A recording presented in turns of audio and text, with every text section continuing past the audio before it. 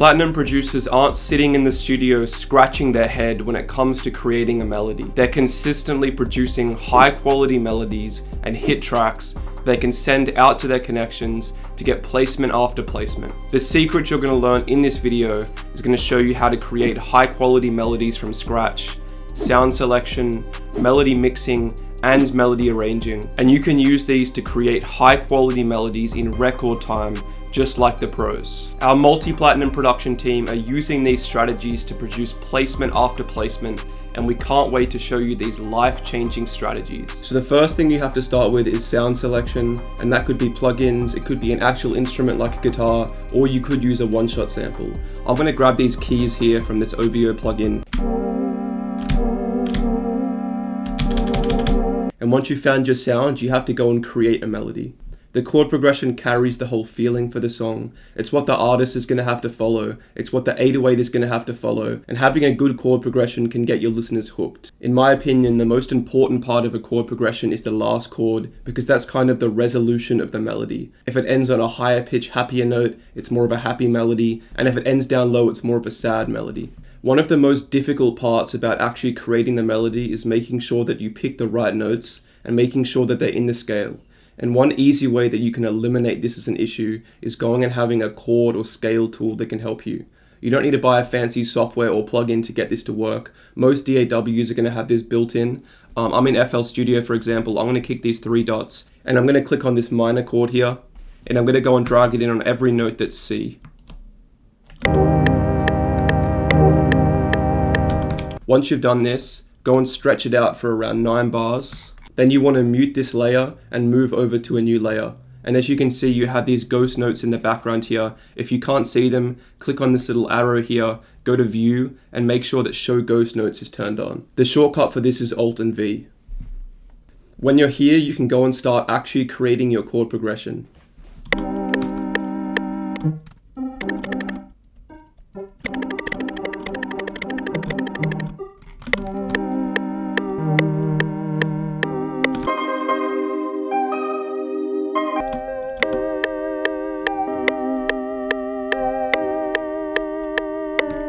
So I ended up with this chord progression here.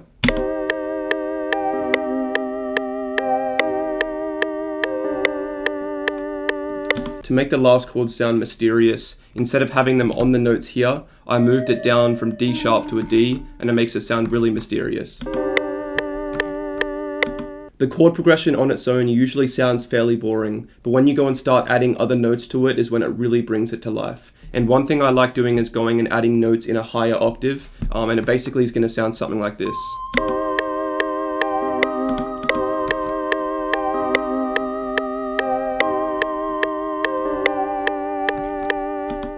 One other thing you can do is you can grab the slice tool and you can go and slice up some of these chords so they hit more than once in a given time frame, just like this.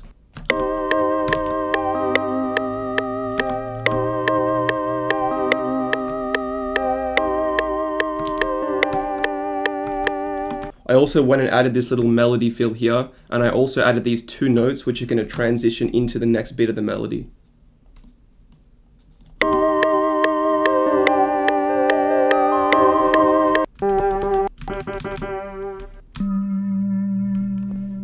Now would be a good time to go and switch up the actual sound for the melody, and you could find if you like something better. And all you have to do is go and copy and paste your melody onto another layer, solo that layer, and go and try out some different melody notes.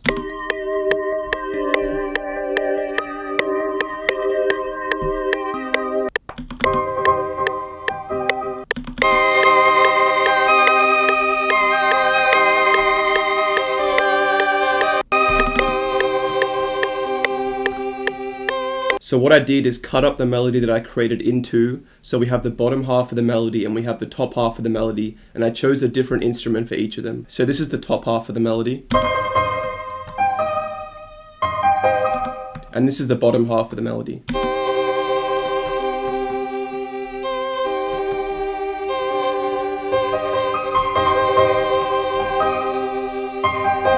I also added this mysterious sounding lead, which sounds awesome.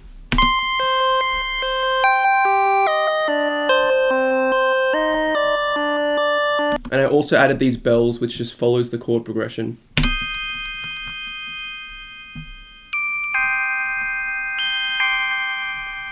Now, if you think that this is a lot of layers, you're 100% correct. But what I'm going to show you very soon is the arrangement, and that is how these melody layers are coming in and out to add evolution to your tracks and keep your listeners engaged. I'm going to add all of them to the mixer track and show you how to mix your melodies so that they don't clash together. So the one trap that you don't want to fall into when creating melodies is having melodies that are all in the same frequency range.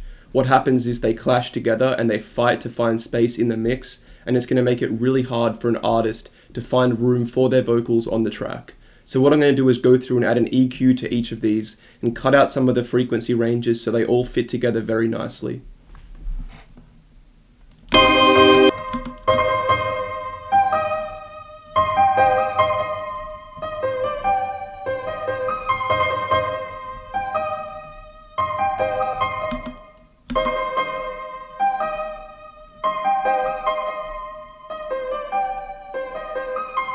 So if you listen to the before and after of this piano, you'll notice that it sounds very, very similar, but what I did is cut off a lot of the low frequencies and high frequencies, which means that it's going to mix so much better with the other melodies because it doesn't have all these other frequencies going on that can clash. This is the before, and this is the after. But we cut out all of these frequencies here and here.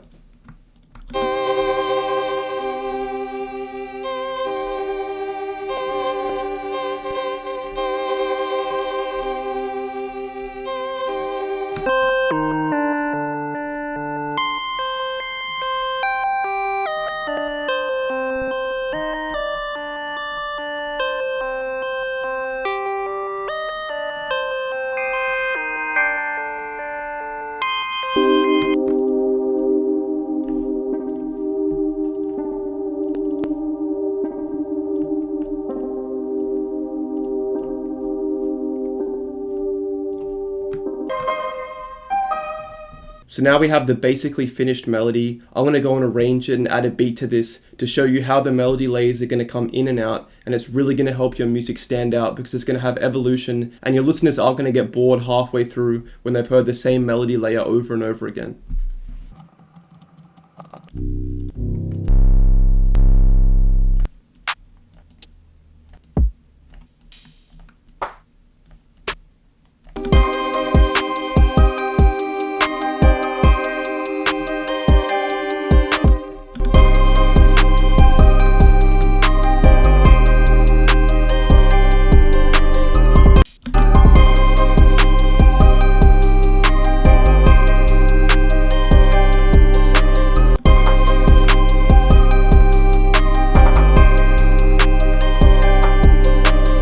So I've quickly cooked up this beat so I can show you what I mean.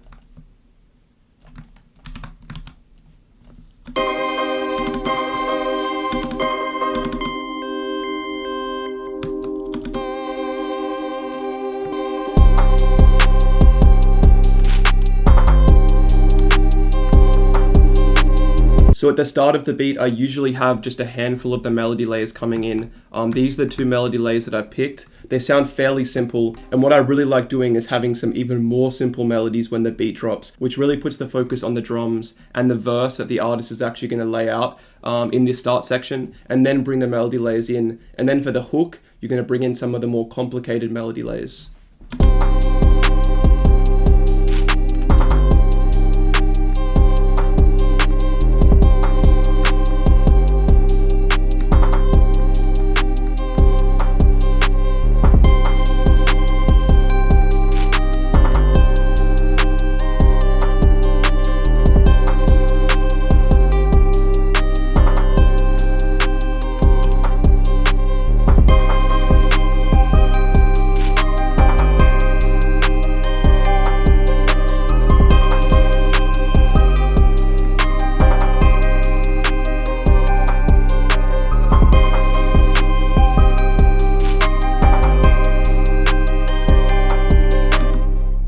One very cool way to introduce a melody layer is to take out some of the drums when this melody layer comes in, just like here for example.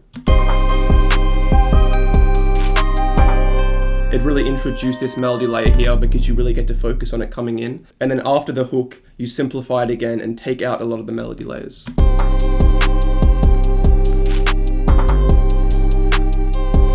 One of the most important thing with melodies is to not overcomplicate it. If you're sending these beats out for placements or you're trying to get artists on these beats, that's going to be the main melodic component, is the artist's vocals. So if you have lots of melodies that are going crazy and covering up all the frequency ranges, when an artist wants to go and record his vocals on this track, there's going to be no room left and your beat is going to get skipped. So not only is taking melody layers in and out going to add evolution to your track, you can also go and add automations like this one here. This is a reverse automation, and listen to how cool this melody here sounds when it's in reverse.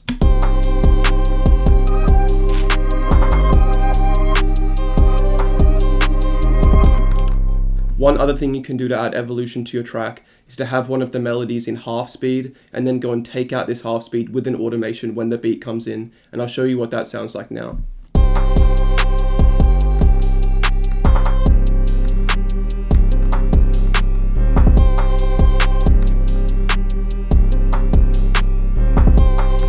And one other thing you can do is go through and just add another little dot here in your automation and add a kind of curb. So the half speed is going to quickly zap out of the track and it almost sounds like a bit of a riser.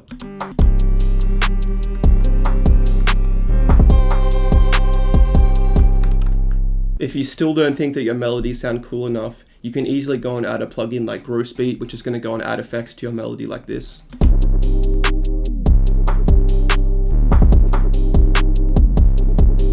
And all you have to do to automate bringing this in out is turn the volume down for Gross Beat, go and create an automation clip and add it so this automation comes in when you want the melody effect to be added, and simply exit when you want the melody effect to stop.